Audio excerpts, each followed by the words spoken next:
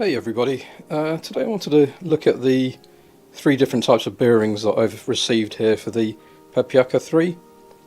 So I've taken the original bearing out that came in it, which is this one, which was the ceramic hybrid bearing without a cage. I've also bought a ceramic hybrid bearing with a cage and a fully ceramic bearing. So that's a ceramic body, ceramic races as they're called, and a ceramic balls inside and cage inside as well. So over the past week or so I've done quite a lot of extensive testing with each of the bearings in the Pepyakka itself. One thing that I would note is that because I've been taking the bearings in and out quite a lot, the push fit on this ring that holds the bearing in place has become quite loose. And I've noticed actually that the initial problem that I was having with the Pepyakka 3 is in the vertical position when spinning, and then when translating that into the horizontal, there was a lot of judder, I'll call it. There's no really other term for it. I know that in a bar type spinner you do get gyroscopic forces when you're changing axis from horizontal to vertical. However, this particular bearing that I came in this Pepyakka when I got it, when I was changing from the horizontal to the vertical position when I was holding it and spinning it, it was actually juddering. It was so loose inside, and the juddering movement was causing the Pepyakka to stall. It wouldn't spin very long at all if you changed axis. So as I was saying, this has become quite loose as I've been changing different bearings in and out and practicing with them and trying to do this review.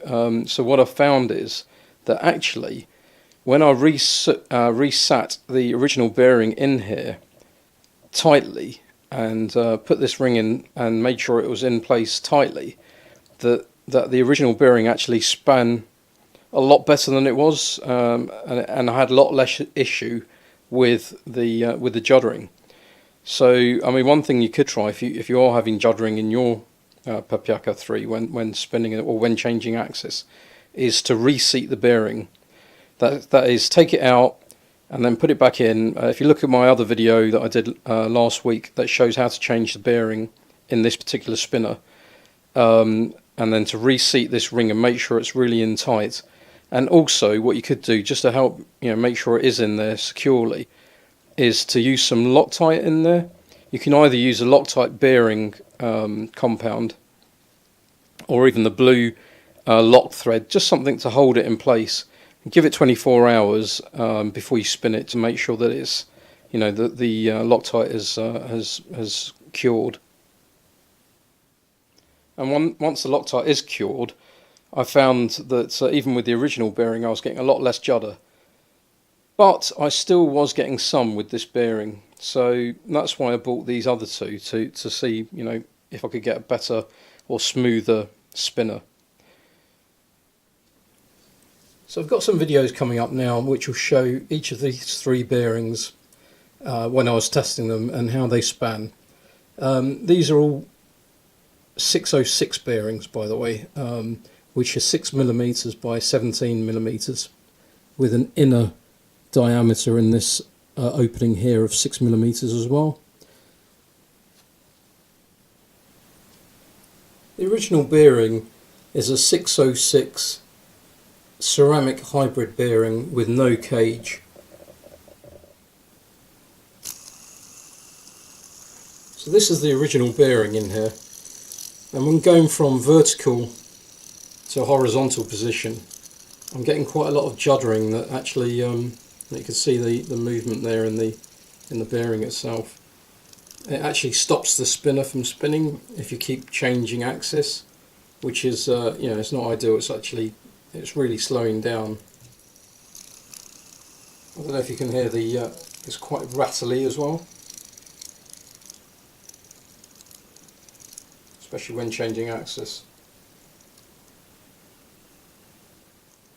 What I did find though was, with the original bearing, I was getting quite long horizontal spins on the tabletop, I was getting around 3.5 to 4 minutes, which was pretty good for one of these spinners, I think. But on the vertical, I was getting a maximum of about 2 minutes, and then as I say, if I changed axis from vertical to horizontal, it would slow down and stop within 45 seconds or less. So that really wasn't ideal. So with the original bearing seated properly and Loctited in, I did find that it span really well, but it was smooth on one finger, but there was still some axis judder, not as much. It was a lot better. It didn't actually slow itself down or stop as such, but there was still some judder there. So I was intrigued to see what would happen when I put the other bearings in. So this is the ceramic hybrid bearing with a cage. It's been pressed in securely and it's also Loctited in. It was a lot smoother. This was probably the smoothest out of all three bearings, both in a horizontal and in a vertical position, and also when changing axis. There was hardly any axis judder at all, and I'd say this was definitely the smoothest bearing. I did notice, however, that the spin times on a horizontal spin did reduce quite dramatically. They went down to about 2.5 minutes, so I lost about a minute of spin time when spinning horizontally with the cage in there. So I presume the cage does slow down the rotation of the bearing, or the balls in the bearing. But as I say, you lose spin time, but you do gain smoothness, especially on the changing of axis.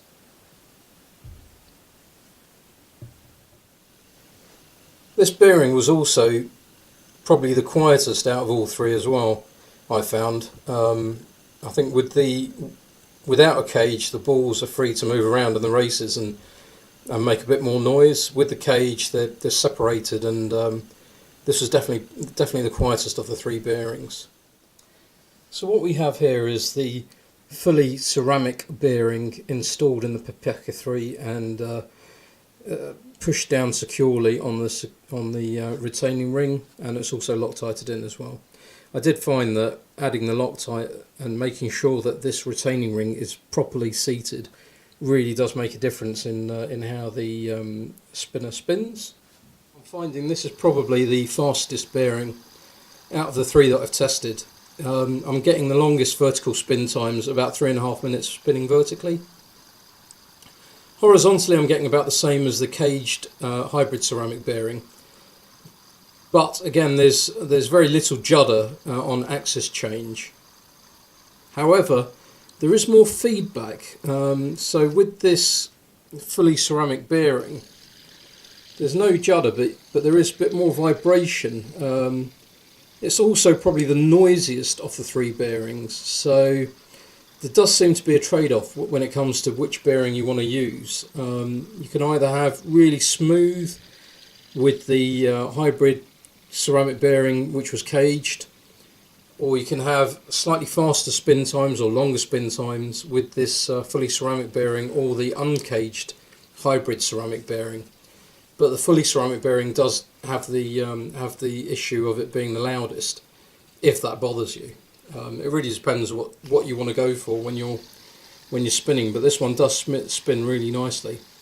I suppose the other problem with the fully ceramic bearing is that being ceramic, if you did drop your spinner at any point, I suppose there is the chance of the ceramic breaking, so the actual races, the whole bearing could shatter. What I did want to just mention quickly was I've got the Pepyakka 2 here as well. And this one has a ceramic hybrid bearing that's uncaged, and this is probably the smoothest spinner that I've got. So, to say that one particular type of bearing is necessarily bad, it does probably depend on the particular bearing in your spinner as well, how well it's been manufactured, what sort of tolerances it's been manufactured to, and also how well it's seated in the spinner. Has it, is it totally level, balanced, and is it loose? Does it need maybe gluing in with Loctite to hold it securely? I think all of these factors do make a difference. So it really is worth considering trying to reseat your bearing if you do have a spinner which isn't performing as well as you think it should. If reseating it and holding it in with Loctite doesn't work, then perhaps consider buying a different bearing of the same type, or one of the other bearings that I've showed you today. So I hope my video has been helpful for you today. If you like it, give it a big thumbs up. Please also consider subscribing. I'll be doing a lot more videos soon of other spinners, and also quite a few videos on different spinning tops and makers. So until then, see you soon.